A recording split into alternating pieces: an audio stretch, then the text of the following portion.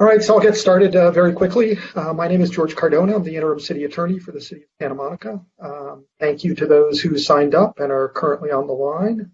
As I indicated earlier, we're getting started now. It's a little bit late, but we wanted to give time for as many people who wanted to show up. We're still expecting some more, but hopefully they'll get on as the introductory remarks go over.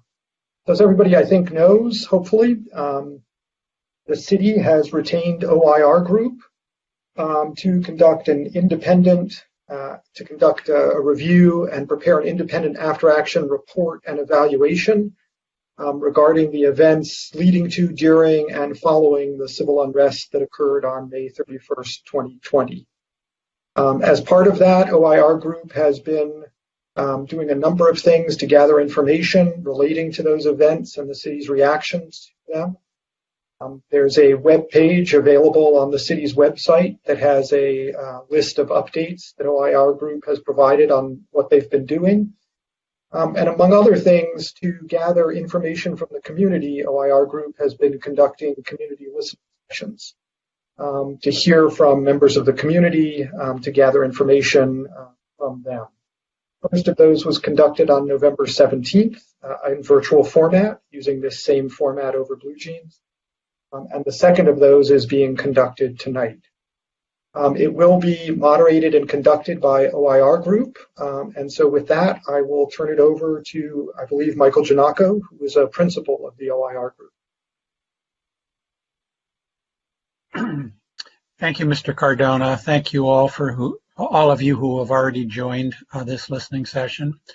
It's my pleasure to welcome you during these fraught times of the pandemic. It is a poor substitute for an in-person town hall. that we are all learning to continue to adjust as we live through these difficult times with the COVID-19 situation. But fortunately, we do have an alternative way in which we can and have been able to obtain information, which is what we are doing currently. We are still in the information or fact gathering process to our review. And we look forward to continuing with that this evening.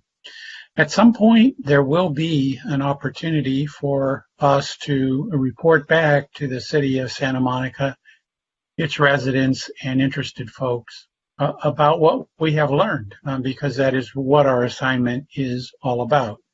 It is to, as Mr. Cardona said, provide an after-action report. And an after-action report is essentially intended to provide the community and the city an unvarnished account of what transpired on May 31st, any relevant events leading up to that date, and any relevant events that are subsequent that also help provide an understanding or a context to what occurred. And the goal is, in addition to providing information, to also providing an opportunity opportunity to learn from the events, so that the next unfortunate time when the city and its police department are faced with similar situations or similar challenges, they will be better prepared through this process. Hopefully, should the recommendations be accepted, better prepared to handle tomorrow's challenges. So at this juncture, rather than continuing to go on, I am going to turn it over to my colleagues for next steps. We have some preliminary steps before we essentially turn the microphone to the participants. So Julie or Teresa? Yes, good evening, everybody, and thank you for joining us this evening. My name is Teresa Magula, and I am a member of OIR Group, being now somewhat of your tech guide through Blue Jeans. Blue Jeans, it was a new platform to us prior to working with the City of Santa Monica. We had not used it, and it may be a new platform for you tonight. So I wanted to go over quickly some of the items that you might be needing to use this evening to participate in the session. First, I need to dismiss a spam call. But you'll see over here there is a in the PowerPoint, and what you're seeing on your screen is several icons on the right-hand toolbar. In order to speak this evening, if you would like to speak as part of this listening session, I'm going to ask you to click on that chat icon. It's the third one down. It looks like a word bubble. And in that event chat, I will ask you to please type in your name, so that I can keep a running queue of who is interested in speaking this evening. And we will be going in order of who has typed their name into that chat functionality. The chat can also be used if you simply wish to make a written comment. You do not have to speak this evening. And so if you'd like to simply make a written comment, you can do so there in the event chat as well. We will have tech support. The City of Santa Monica is wonderful at providing that. If you are having technical difficulties this evening, please use the function called Chat at the Moderator. It looks like a person with a word bubble right in front of him or her, and that function will take you straight to our tech support who can help you. We will also be conducting some polls. You will see that icon is the 6th one down from the top, and those polls will come up in a moment. My colleague Julie will start running those in a moment. In order to access the polls, you will need to click on that icon so that you can see them and respond to some questions that we have. Julie, if you'll take us to our meeting agreements, I'm going to run through some of the items that we kindly request that we all agree to at the beginning of this session. We have a lot of folks on the line who have various opinions and various points of view, and so we ask that we share this space with other community members.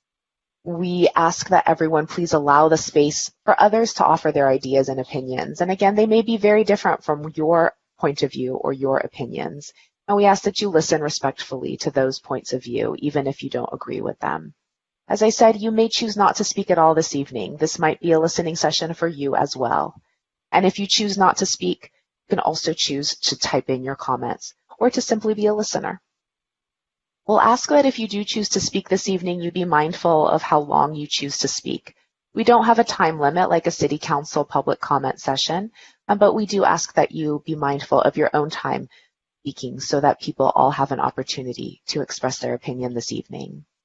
We ask that you not assume for others, and that if you have any disagreements with others, that you be respectful and constructive in expressing that disagreement. We have also the request that if you are not speaking, you mute yourself, so you will see a microphone icon. And if that microphone icon is currently black, that means that your audio is live, and we ask that you mute yourself if you are not being called on to speak. So I see we already have a number of individuals in our queue to speak. And I'm going to turn it over to my colleague Julie, who's going to talk about what we'd like to hear tonight, as well as run some polls while I start to take some notes around the folks that are ready to speak. And we'll be with you in just a moment to hear your thoughts. Julie, go ahead. Thanks, Teresa, and good evening, everyone. My name is Julie Rulin. We are going to get to you. I appreciate the people who've already lined up and let us know that they want to talk, and we will be getting to you, I promise. We don't have too many people on, so I think we're going to have plenty of time to hear from everybody who wants to and chooses to share with us tonight. When we do get to that, just quickly, we want to hear, sort of why you're here, your experience around the protests over the summer, what your particular role was on May 31st, your thoughts on the police response and the impact on you and others around you.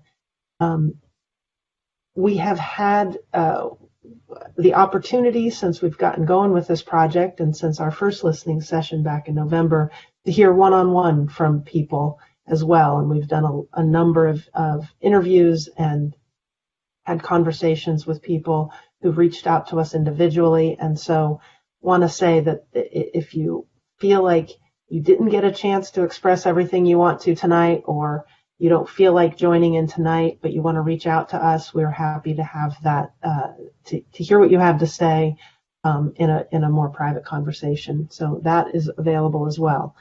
What we're going to do now, just quickly, we want to kind of kick things off with some polls. So we're going to open some polls. Again, this is just a quick, there's nothing scientific about this. We're just trying to get a sense of who's on the call, what motivated you to join us tonight, kind of your basic views on these events. And so I'm going to kick off this first poll. And the question is simply, what is your connection to Santa Monica? If you could, I'm just going to keep it open for a minute or two. If you could jump in there and just click on one of those responses. We have a sense of who's here.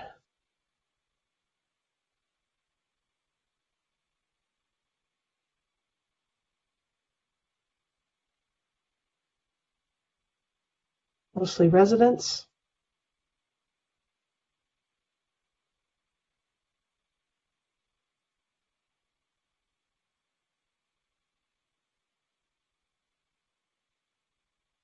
Like we've got 6 votes.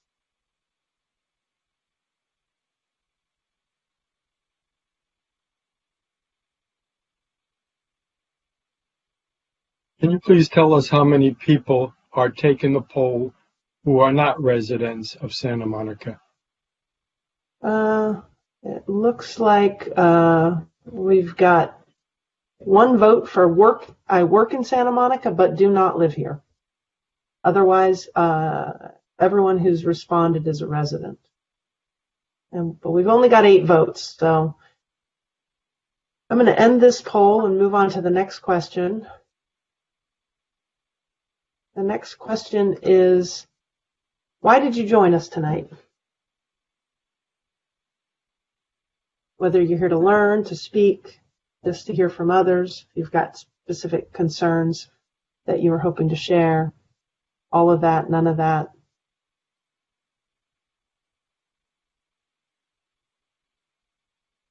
And we'll work on getting these poll results tabulated, and we'll be able to share them before we're done here tonight, so you can all get a snapshot of what those answers were.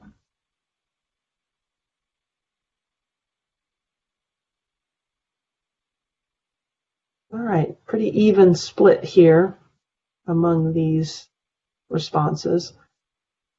I'm going to end this poll and go to the next one, which is, what was your role on May 31st?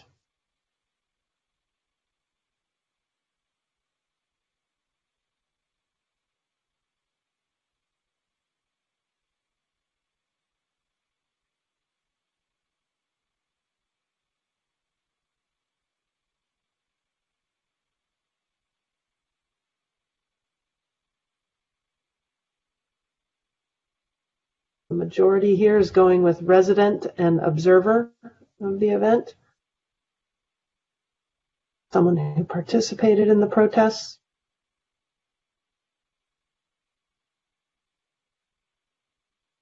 All right, I'm going to end that one.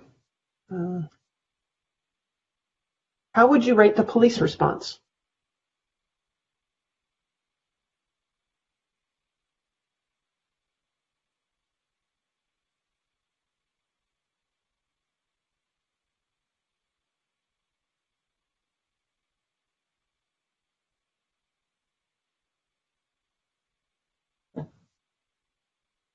Got a majority saying poor, but a vote for good as well.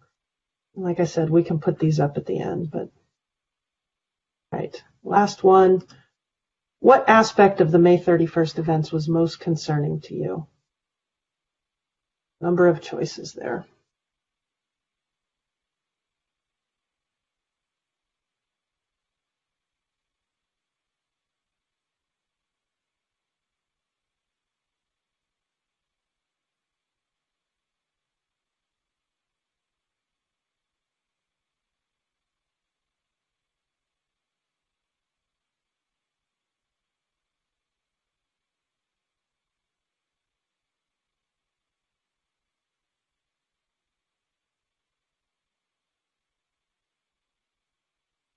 Okay, looks like most people concerned about targeted looting and vandalism. Okay, I'm going to end these. These two categories are very similar and kind of overlap a lot. Right. So, yeah, there's a, again, like I said, it's not a scientific poll. We were looking for, there's a distinction. That being said, you would combine this. It's the only thing that you would need to do is combine the top two. Yeah. So, Mr. Schwartz, I see that you signed up first on our list for in the chat as somebody who's got a view to share. So why don't we call on you first? We've got your video off and your microphone's ready to go. So why don't you give us what you're here to talk about tonight?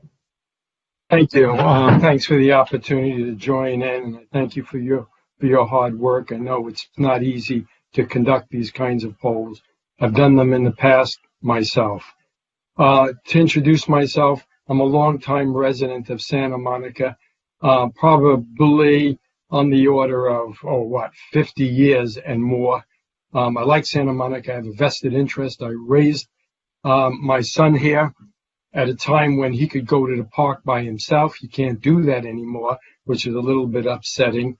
I'm concerned about the amount of homeless that we have in a small city, and I'm concerned about the inactivity that the police seem to have been constrained to do. I have a background. My background is an engineer and a scientist. I was in defense for probably 40-something years. My observations are and they're just general observations.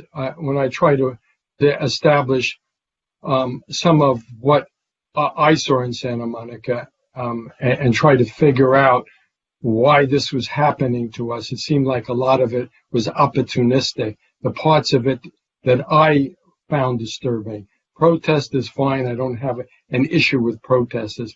When they become violent, when they attack people, when they threaten our businesses and destroy our property, then I become very concerned. We have in Santa Monica probably 3.5% African American. And I'm hoping that they are safe through this.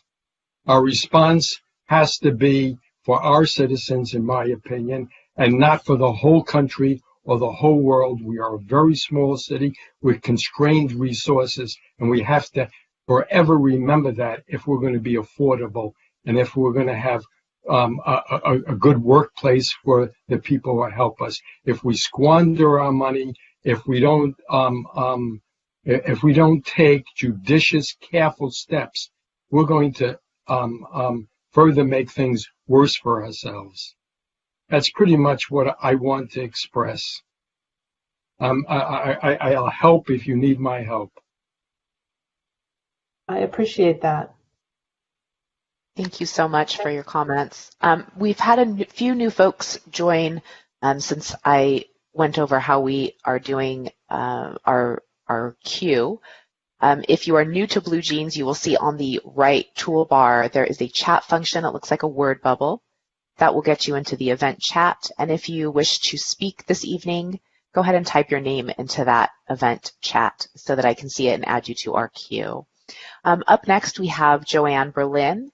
And after that, we have Albin Geilich. Excuse me if I mispronounced that. So Joanne, please go ahead and unmute yourself and share with us this evening. Thank you. I am a homeowner and resident here in Santa Monica. And I'm coming on tonight because I was not able to come on the first time you had a listening session. Who were involved in protests. I am retired from two professions. I was a United Methodist minister and a physician assistant. And I now spend a lot of my volunteer time working with the Committee for Racial Justice here in Santa Monica. So I saw the flyer about the protest on May 31st, and I'm sure you all in the OIR group have seen that flyer. It didn't say who sponsored it. It didn't say where we were going. It just said March. But so I went to the intersection of Montana and Ocean a few minutes before noon because it was supposed to start at noon. And the first thing that struck me, of course, was the police response already in advance of this protest march. There were, I don't know, I think at least 15 to 20 motorcycles with police on them, just rows of police sitting on their motorcycles, taking up a whole lane of Ocean.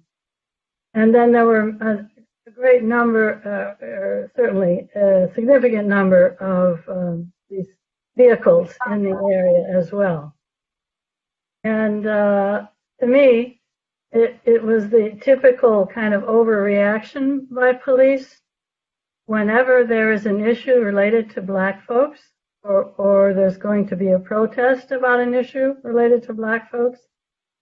And I think there's a lot of discussion lately about the difference in the way police respond to threats, what they perceive as Black people or supporters of Black people versus white people, as we know from the response to warnings about January 6th.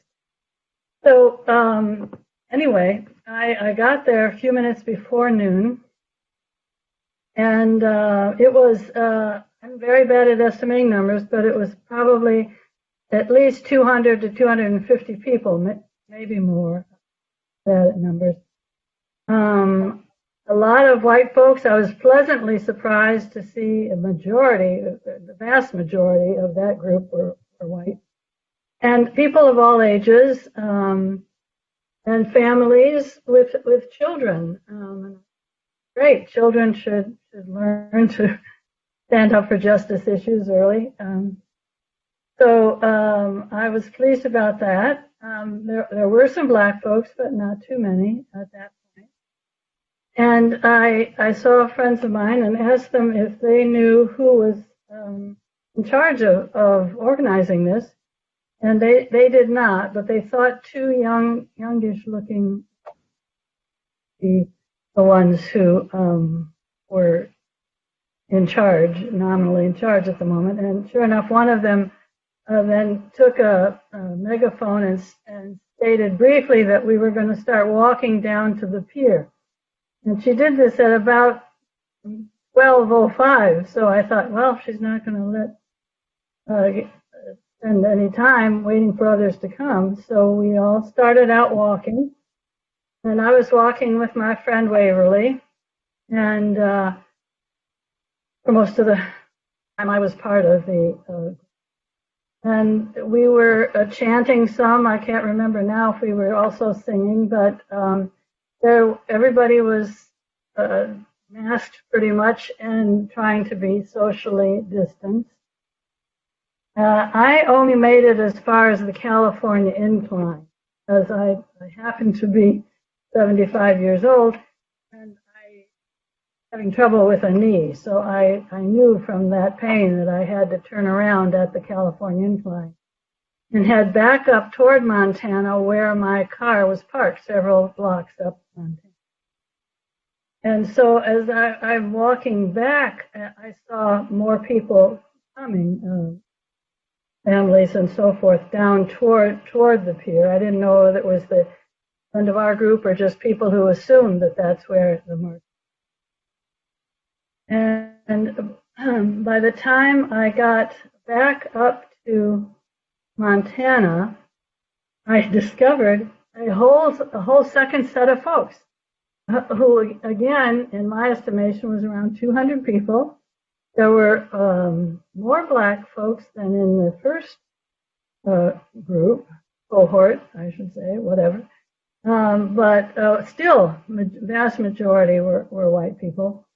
And this group of people were being led in various justice chants by two young black men.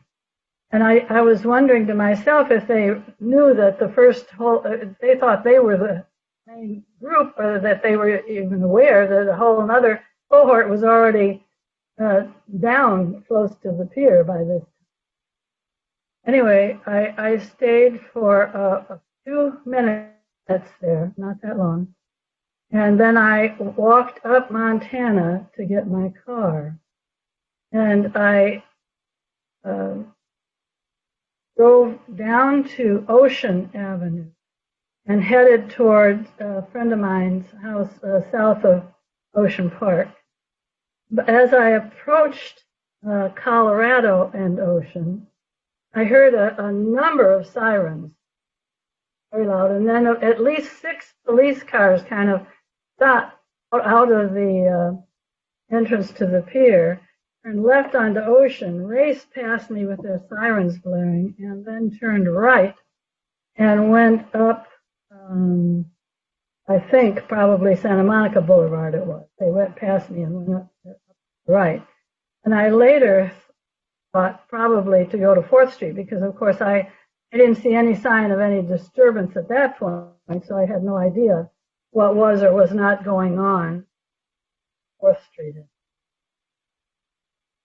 So that's kind of the end of my in-person, first-hand experience of the situation.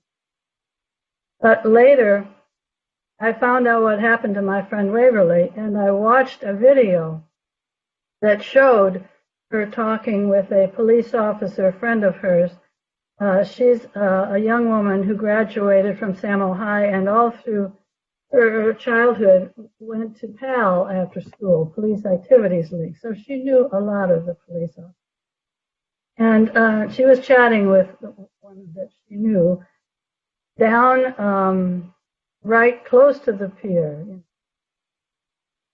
in that area, right, not that far from the end, down to the pier. And they were talking, and then somebody who was superior to this officer, who was higher in rank, another officer, came over to him and questioned, "Why are you talking to her? You know, what's..." And Waverly's saying, "This is my friend. I'm just talking to my friend." And the police of higher rank said to the other officer, "You can't be talking with her." So Waverly's friend said, "I'm sorry, we can't talk anymore." And Waverly turned away at that point and walking away, then kind of yells out because she's been hit in the ankle by a rubber bullet. At the same time, I guess, but in a different video, I also saw another person who I came to know was Sultan Sharif. If you've been investigating this incident, you probably have seen his videos or videos of him as well. But the video I saw him talking with the police, also down right at Colorado and Ocean.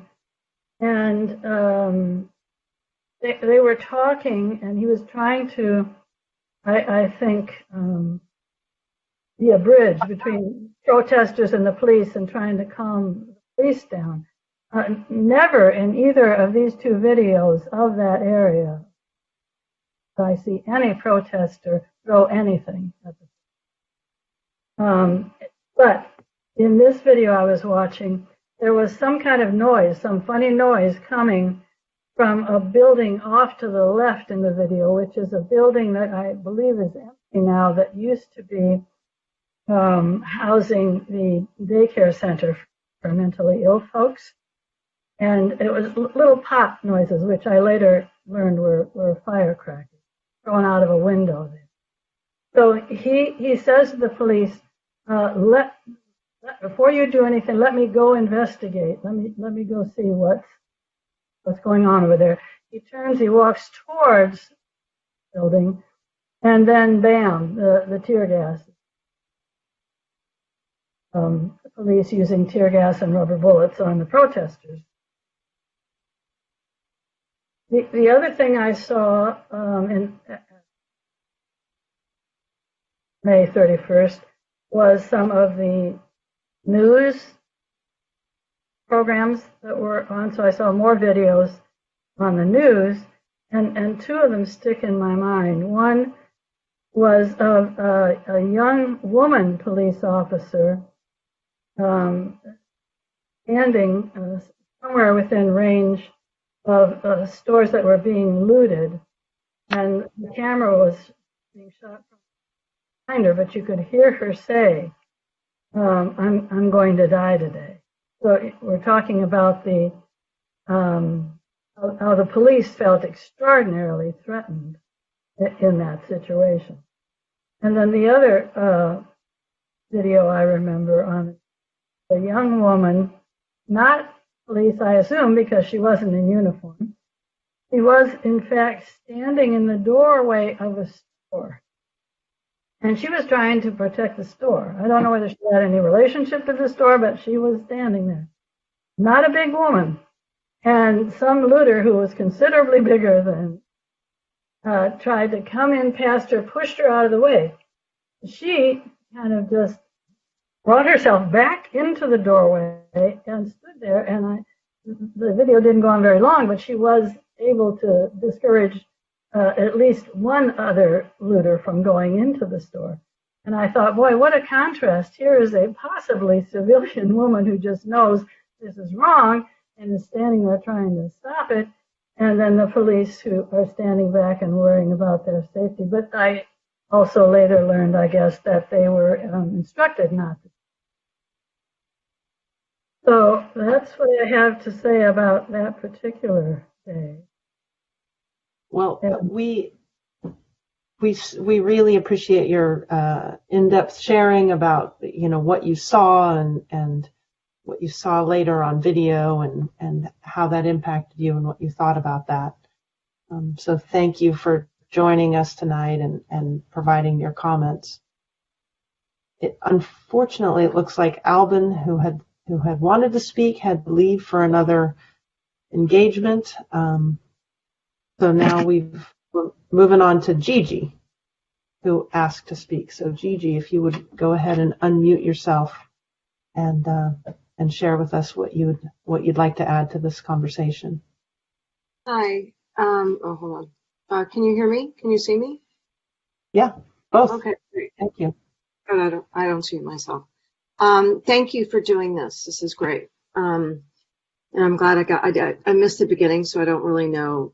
But I do just want to share a couple of things, which was that the night before, because of my previous job, I have to be on social media a lot, and I have the hashtag Santa Monica.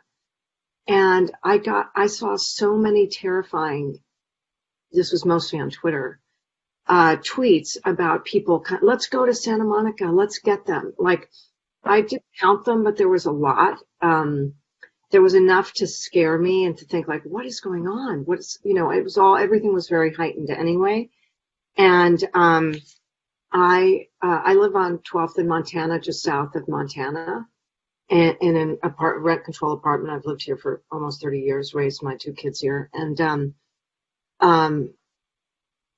my daughter was 17, wanted to go to the protest the next day.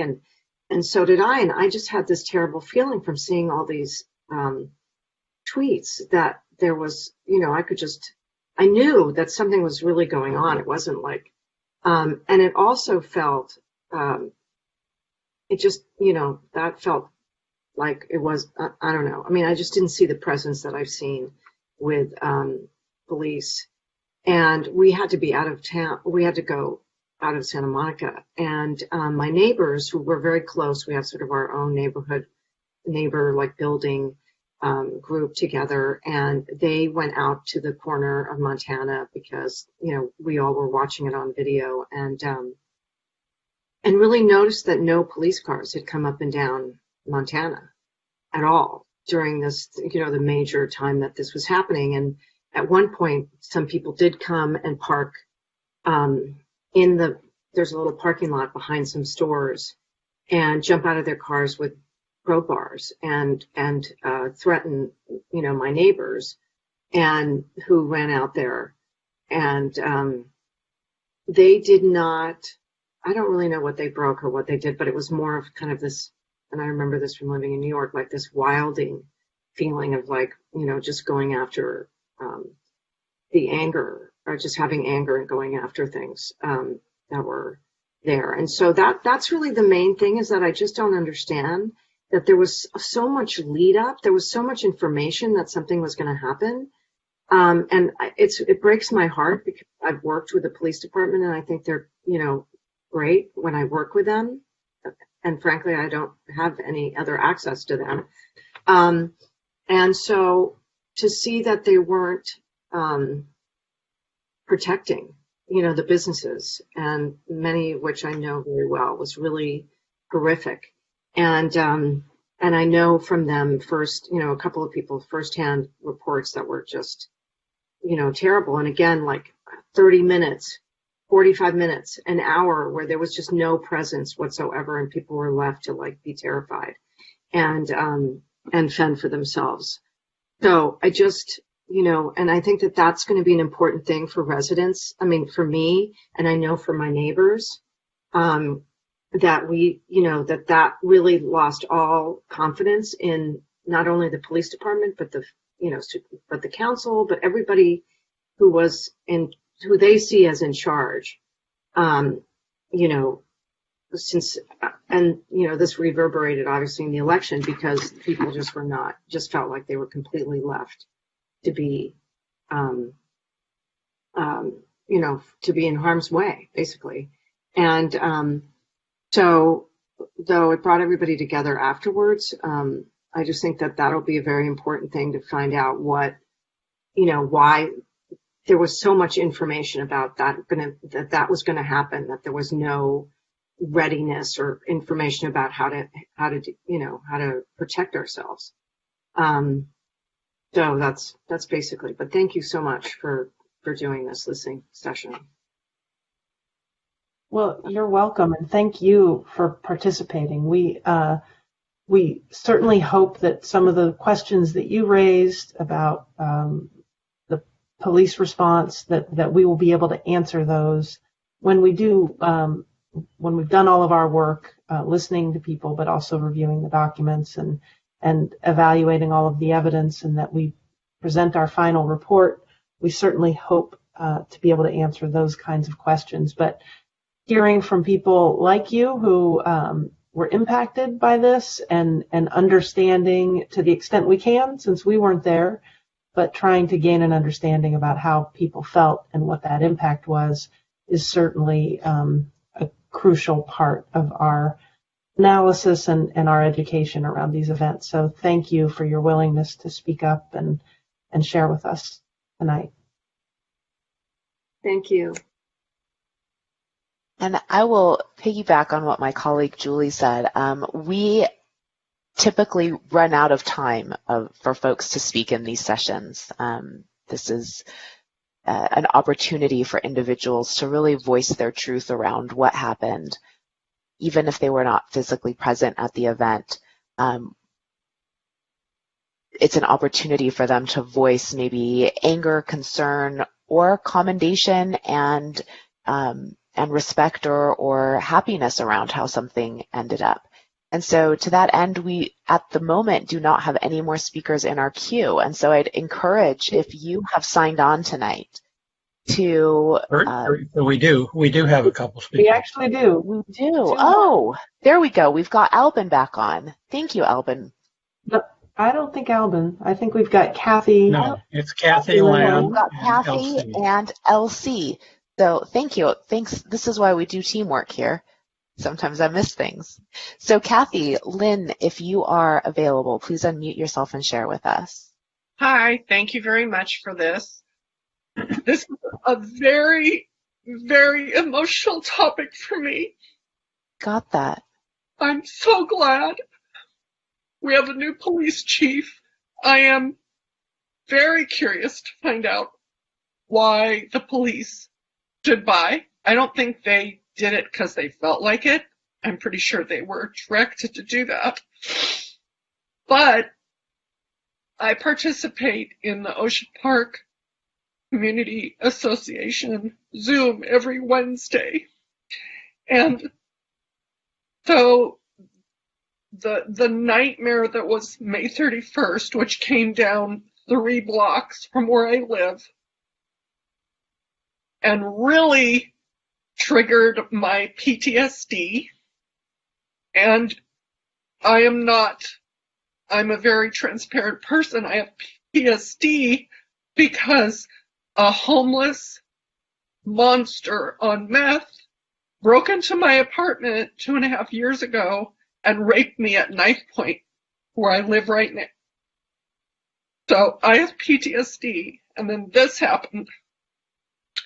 And this is what caused me to be a gun owner and a sharpshooter, because I didn't ever think of having a gun before. But because of what happened, it was like, how can this happen? And I'm the kind of person, fool me once, shame on you, but fool me twice, shame on me. So I'm prepared now. And what I was saying about OPA is that was a Sunday, May 31st. And then Wednesday, that had happened. And I asked the people in charge, I'm not going to mention any names, how can this happen? Why did this happen? Beverly Hills used tear gas and rubber bullets when they saw people invading Beverly Hills. Why didn't we do that? Two important people said, we don't take an aggressive stance in Santa Monica. We like, it was something like we dialogue. My mouth must have hit my desk. I was like, what? Where do I live? Aren't we supposed to protect the citizens? Now, I'm a small business owner. I have home businesses. But all the people who lost their livelihood, who were injured, one of my friends who I've been shopping with for 40 years, his whole place was destroyed.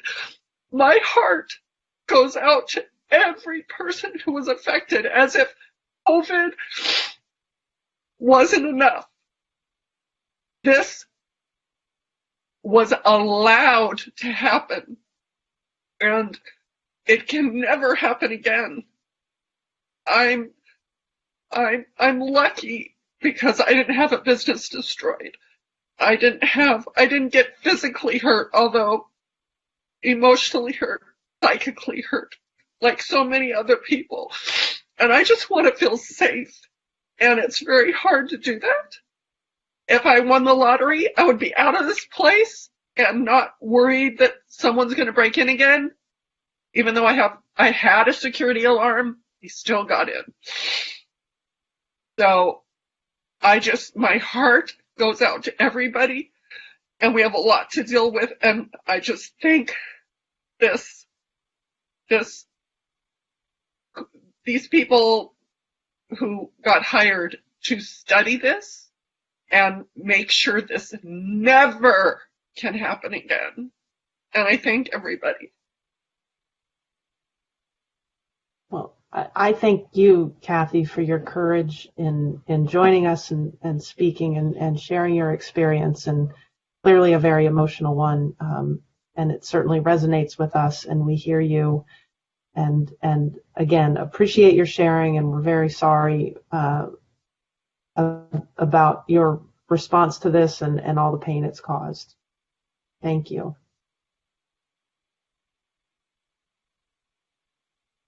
LC is next on our list to speak. LC, if you want to go ahead and unmute yourself and join us and share what you'd like to share. Hi, yes, thank you. Can you hear me? Yes, we can. Great. I actually spoke last time and I was pretty emotional, so I just wanted to speak again real quick and be brief. I kind of agreed with everything that Gigi said, so I like how she described everything. That was good. My concern is mostly I don't know how much police are invested in our city.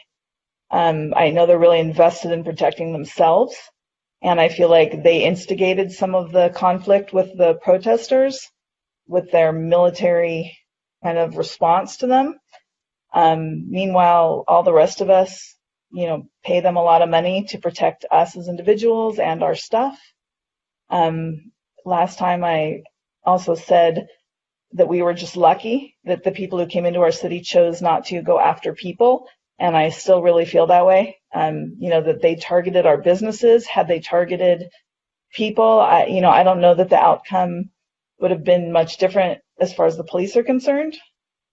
So I would just like to figure out a way to ensure that our overall entire city is going to be protected, the people in it, the protesters in it, the people living in it, our property, our stores, our everything. It was just really scary. I went out earlier on my bike and I checked it out, and then I got home and was watching everything on TV, just like freaked out, hoping, that things would just, come under control at a certain point. But yeah, I don't know what happened. I don't know if it was, I think it was poor leadership. But also, I don't know. I don't trust that our police are really invested in, because nobody lives here. And that's just a problem, I think, across the board with police who don't live in the communities they serve. So I don't know. I hope that moving forward, people will really figure out a better way to be more proactive and plan ahead. And, if they have to lock down our borders and our city, fine. It would have been nice for maybe residents to get a heads up about information that they had, maybe so we could have protected ourselves, those of us that can. I know that there are people in the city who maybe are armed and would have wanted to, be ready. But I don't know. I mean, not that that's the solution. I'm not really pro arms, but if that's what it takes, I don't know. The police were armed and they didn't do anything. So anyway, that's it. I just, Gigi said it much better than I did. But yeah, thank you for listening. Of course, thank you. Thank you for joining us and for sharing again tonight. As Mike said at the outset, and we've said, we certainly hope that a number of people tonight have spoken to this idea of, we don't want this to happen again. We want to see how this, performance can improve. And so that is our goal and our hope. With our final report, we'll have some concrete recommendations that will help the city and the police department moving forward and addressing, future events like this that happen. And so that is our hope and our goal.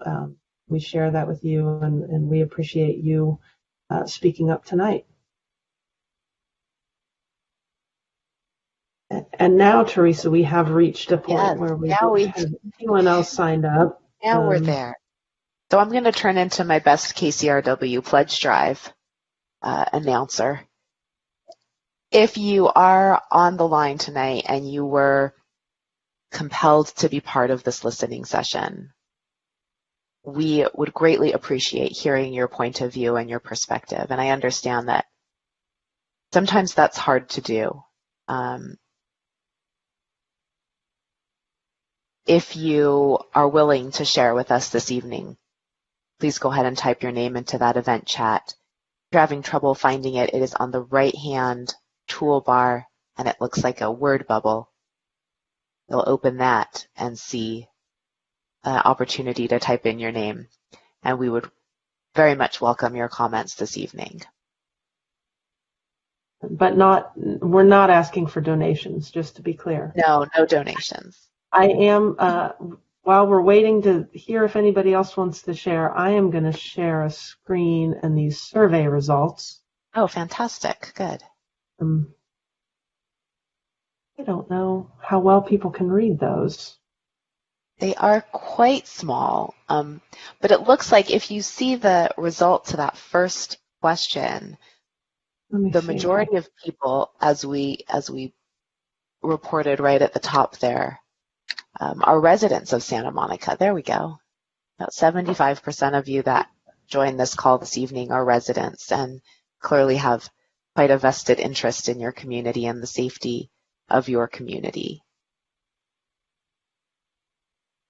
A lot of folks seem to have joined tonight, a majority to hear what others think about the particular event that occurred.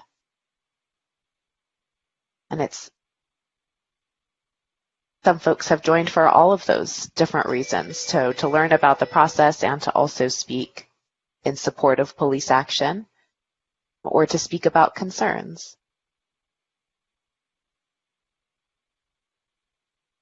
We have some folks who are residents and observers. And I've received a request here in the chat if folks would prefer to write to us. And I am going to type in our email address here in the chat if your preference is to write to us. You can reach us at michael.janaco@oirgroup.com, and that email is right in that event chat. And I see that Gigi wants to has something else to say. I'm just going to finish up with these poll responses. We can close that window out. And then, Gigi, why don't you go ahead, unmute yourself and let us hear you. Well, the other thing I forgot to ask about was, what went through our heads was that the police were not engaging because it would have been like a bloodbath. I mean, because it would have been so, people were so loaded for bear. They were ready to do anything. And I think, I did think like that was probably a good stance in the way that they weren't going to like, and I understand police are people too, they're just human, but they are trained to protect and serve. So that was the kind of the thing that was so confusing was that, or maybe we needed to understand that, or they needed to have more transparency, the city and the police, to say like, these are what we were thinking, this is what was the possibilities, that we didn't want to engage in any, it's more terrifying to me that now more people have guns because of that. That's like the worst case scenario now, because that's not going to bring peace to the city at all. And that's what's happened is people are more angry, more, quick to think of violence. And in fact, we talked about PTSD. I had it from watching last Wednesday because it was the same thing. It was like, wait, why is this just happening again? And there isn't like this kind of, we know we have an ability to have a protective, force. And why is that happening where they're not doing that? And the only thing, and I would just like to know more of like their thinking about, maybe they had some great ideas of how, and it just kind of went wrong.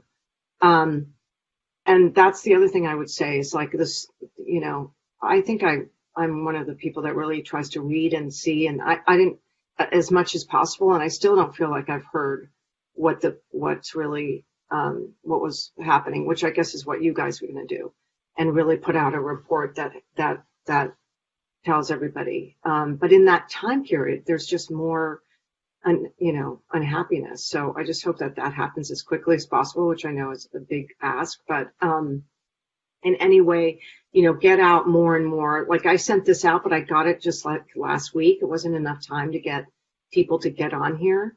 So just more, letting us know what OIR is, as much information out there as you can about what you guys are doing, I think would be really helpful to people.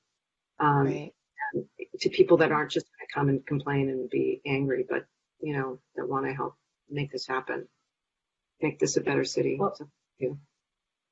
We are regularly submitting progress reports, if you will, sort of a status reports on what we've been doing, and those are available, I know, through the city's website. So those are there. We are working on this. It is certainly our hope that many of the questions that you all have about why decisions were made and which decisions were made when, by whom, those kinds of questions, we are hoping to be able to answer to everyone's satisfaction when we do submit our final report. And where are Thank they? you, Julie. I'll jump in to sort of supplement the question that Gigi asked, and we really are not yet in a position to answer the questions, although that's what the end of the process is intended to be.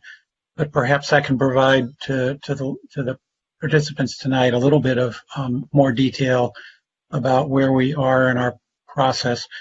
So one thing that that folks might want to be interested to know is that this is one of 4 or maybe more projects we have in evaluating police response to protest activity that occurred last year.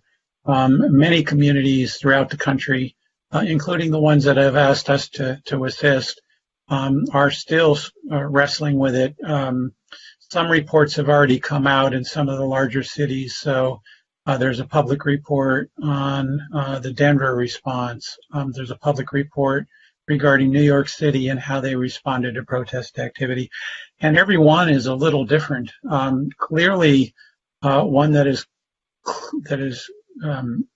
in everyone's mind, I think these days is the tragic situation that occurred in our capital last week. So, but one of the things that we do is, in addition to having the information from people who have experienced or have a perspective review based on their experiences or what they believe occurred based on accounts or personal experiences, we also try to come up with a decision tree with regard to questions that have been raised, and some of them have been raised this evening, some of them were raised in November, and do our best to try and sort them out. But the questions that have been raised either this evening or in November or in the emails that we have received along the way start to coalesce around certain questions that we are going to try to answer. So one of them has to do with intelligence. And I see, Charles, that you want to speak again, and we'll get to you in a minute, I promise. And what was that intelligence like? Was it sufficient to provide further preparatory information to the police department or not, and sort of what that all was? What about the size of the response? Did Santa Monica have sufficient officers on duty that day and deployed that day to manage what ended up happening with regard to both the protest activity and, more significantly, the damage, the vandalism, and the looting that others participated in that day? What about the plan? What kind of plan was it? What did it look like? Was it in writing? How detailed was it? And how well did it end up suiting the needs of the city on May 31st? When did that plan start to develop? Was it developed the evening before that day or later or too late? What was the training of the officers? Did the officers have sufficient training with regard to crowd control, with regard to how to respond to mass looters? If people were to be detained either for looting or for violating the dispersal order, how was that going to be managed? Was there sufficient training or policy or direction or guidance with regard to mass arrests, which Santa Monica, quite frankly, hasn't really had an experience of seeing before? What about the mutual aid? Was there timely calls for mutual aid? And did mutual aid respond from other agencies in a sufficient way to assist the city with their challenges that they were facing?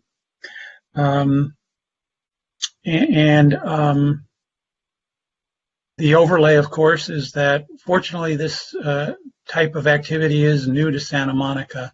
So what does that mean with regard to the police response? The newness of it. It is a rare day in which tear gas is deployed in your city and munitions are deployed in your city, or that looting occurs in your city, fortunately, and people live in your city because it's perceived to be safe.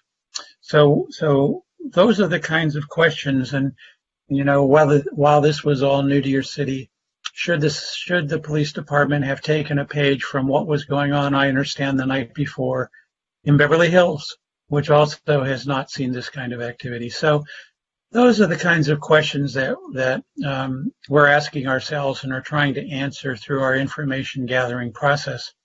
In addition to the process that we are going through with you all in these listening sessions and through the emails, we are also going to target, obviously, other stakeholders within your city. We're going to, and already have engaged with the police department itself, who have been very cooperative in providing us access to people and access to information and documents, and that will be extremely helpful. And of course, then there are the thousands of hours of both video that was generated by the police department officers themselves, but also others, whether that's media footage or cell phone footage that we have received a good amount of. So I think that I'm confident that there will be some insight provided as part of our report. And I'm also pleased that the city has been willing to do a few things. One is to allow individuals who are not connected in any way with the city infrastructure or the city department to be able to provide an unvarnished presentation and account of what occurred. And that takes a certain amount of courage to do that. And additionally, have afforded us the ability to go into the vaults of the police department internal records and sort those through, and then finally be able to provide the city a level of transparency and an ability for us to provide, based on our expertise and our experience, what we have learned, what we saw, what we believe to have occurred, and then any recommendations for reform. And to be able to do this in a very public and transparent way is something that we are pleased to be able to be part of. You know, we are, and again, just to remind you of why we're going through this exercise, we have the advantage of being outsiders, although I live probably half an hour or an hour, depending on traffic, from your city. But I don't live in the city, so that is why, and as Julie said, we weren't there on May 31st. I watched in horror as it all transpired in your city and others, but we weren't there. So that's why it's important to get that inside residents perspective. And thank you all for those of you who have spoken up this evening to further contribute to our vault of information and viewpoints. And I'm going to turn this back over to Charles. Charles, what more did you have to say? A few things. First of all, I was appalled to hear the PTSD being suffered by Kathy and that whole story. Gut-wrenching that this should happen to our citizen. I'm sorry. I also have concern about OIR and the group, and I'm concerned. I don't know how the city will react if you voiced opinions that spoke poorly of our city, and whether or not they will continue to fund you in work that we still have to do. So I want to make that very clear, and I don't trust them to do so. I hope that they will do so, but at this point, I'm uncertain. I hope your report, a few of us, or if not everybody, will be allowed to view it as it progresses, rather than seeing the raw material, so we can see what's being said. And I'm very concerned about suppression. I don't want to see our city suppress anything that your group is preparing. It's essential. In terms of PTSD, I think you're looking at a city where a lot of our business owners are suffering with this now. They don't know how to protect themselves. They are pretty sure that our police will not be there to protect themselves. I don't know how many apprehensions were made by the police post-event, and I'm concerned because it's my experience that when you let thieves and bullies and criminals have sway, that it's just not one time. They will be back unless they know that we're going to come and we're going to find out where they are and seek to apprehend them and prosecute them. You know, we look at our police and we say, well, they were not prepared. Well, police work for our city, and their preparation is financed by our city. And unless our city insists that they do these kinds of preparations, it really won't be any better next time. I personally would like to know how they decided on the stand-down order, because it's obvious to me that that's what they were told to do. And I guess that's all I have to say. I appreciate the people who attended here. Gigi's comments I felt were very, very appropriate. I learned what she was picking up on social media, and I'm thinking about what Kathy relayed, and indeed what your company has put together. So thank you for doing that for us.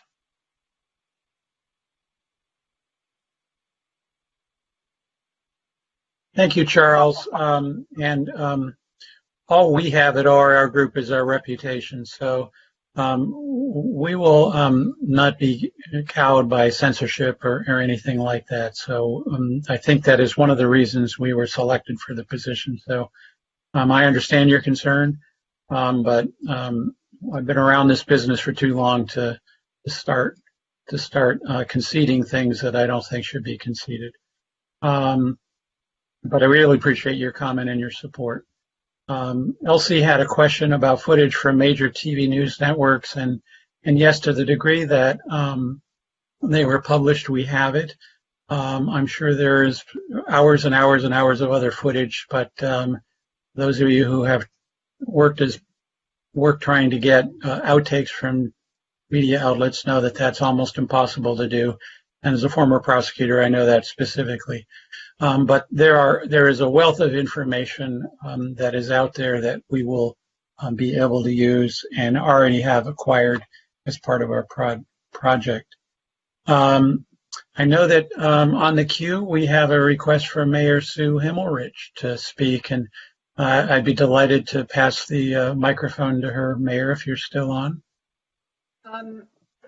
Thank you, and I've actually been here for most of the evening. I do appreciate that all of you came. I appreciate the work OIR is doing, and I really appreciate the comments from the members of the public who are trying to help inform this report. There are a couple things, and Mr. Schwartz, I don't know you, and I don't think you know me, but I heard what you said. I want to say, first of all, that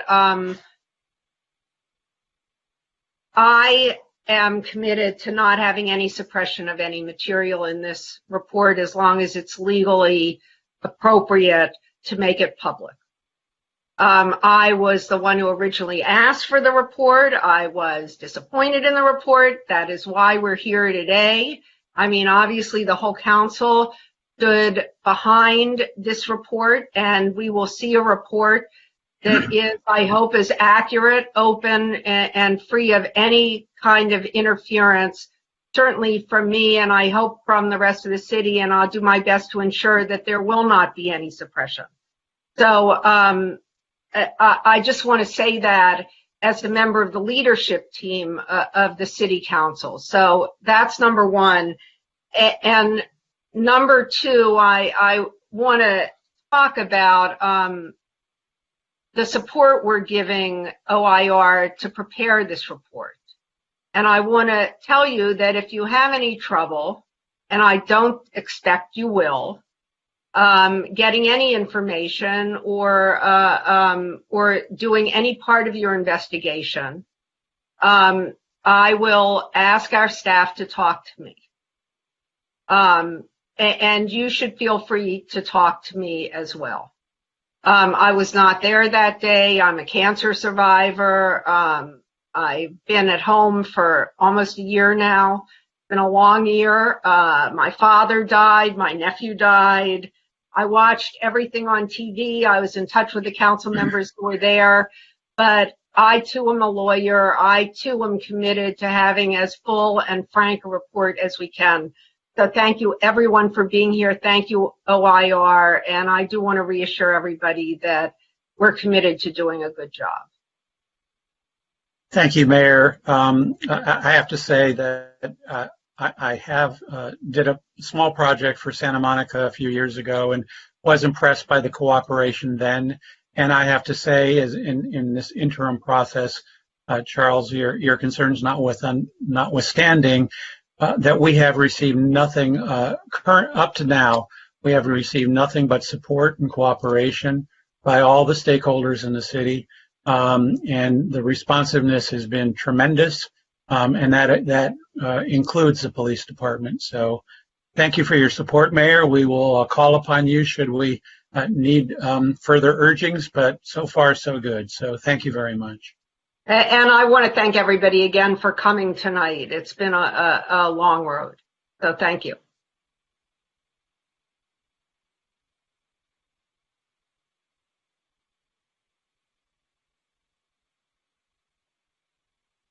So it So looks like Teresa or Julie, do we have anyone else in the queue? I know that if we did, we could call on people, but it seems like those who have wanted to speak have had an opportunity, and this has been, in some ways, because of the smaller group, it's been an opportunity for people to really, I think, tell their narrative in a way that, unfortunately, when we have 300 or 400 people online, is not always possible. Right. it looks like we don't have anyone else lined up to speak. We have more time, but we don't all need to sit here looking at each other over computer screens if no one else has something to add. Do you want to have any closing remarks, either Julie or Teresa, and then we'll call it a wrap? Well, I'm going to just put up one more window here.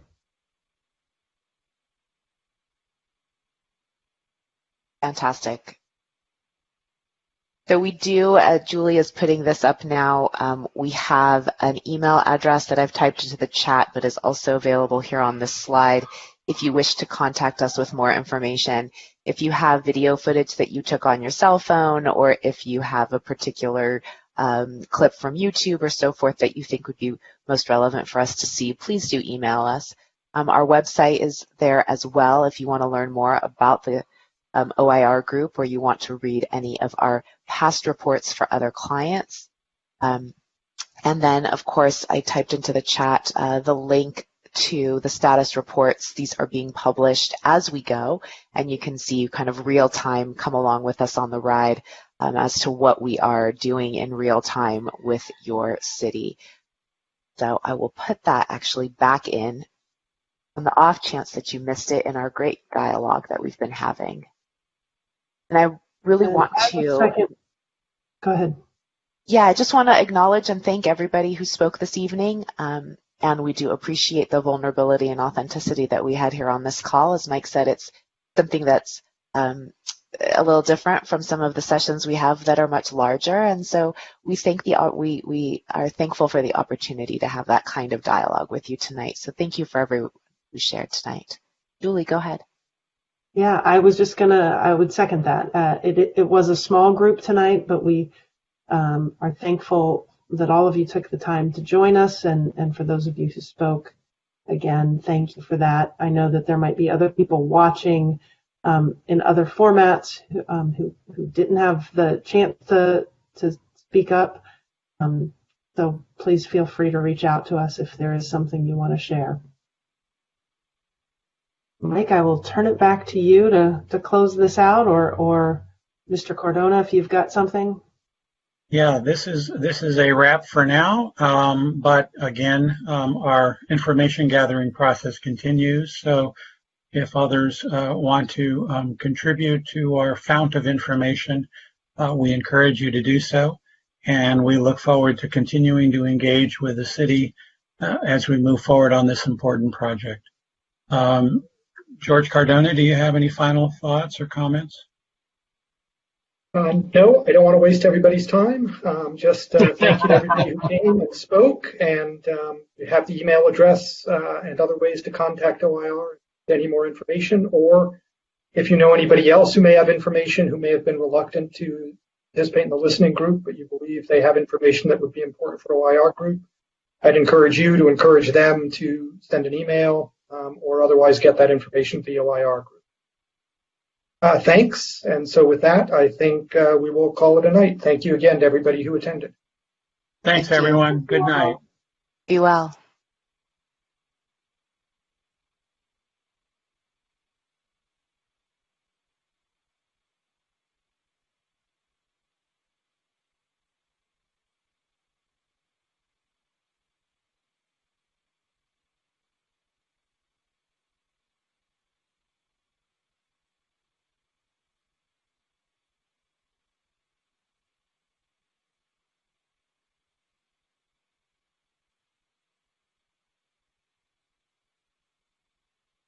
And Corey, I believe we can stop the broadcast when you think it's appropriate to do so.